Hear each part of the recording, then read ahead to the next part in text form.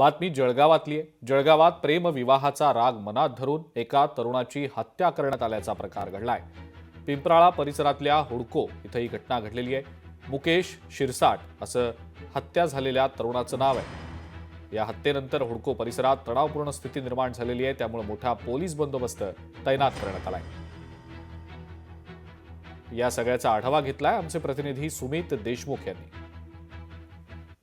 जळगाव शहरातील पिंपळा भागात असलेला हुडको परिसर, या परिसरामध्ये काल रविवारी सकाळी 2 गटात वाद झाला आणि या वादाचं रूपांतर मोठ्या राड्यात झालं आणि त्यामध्ये मुकेश शिरसाट हा मृत्युमुखी पडलाय। मुकेश शिरसाटची हत्या या ठिकाणी झालेली आहे।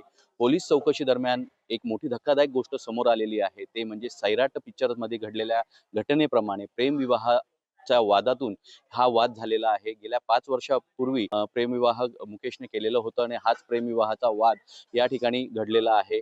सातत्याने मुकेशच्या घरी मुकेशच्या पत्नीचे माहेरचे लोक धमकवत असल्याचा धक्कादायक प्रकार देखील मुकेशच्या पत्नीने या ठिकाणी सांगितलेला आहे।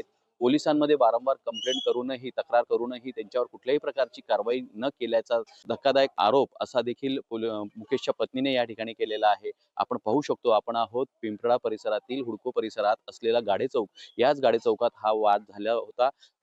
त्यामुळे हा वाद आता आटोक्यात आलेला आहे, पण या ठिकाणी पोलीस कडक बंदोबस्त देखील लावलेला आहे। कालपासून या ठिकाणी पोलीस बंदोबस्त होता आणि आज सकाळी पुन्हा किरकोळ वादात पुन्हा वाद होण्याची शक्यता होती।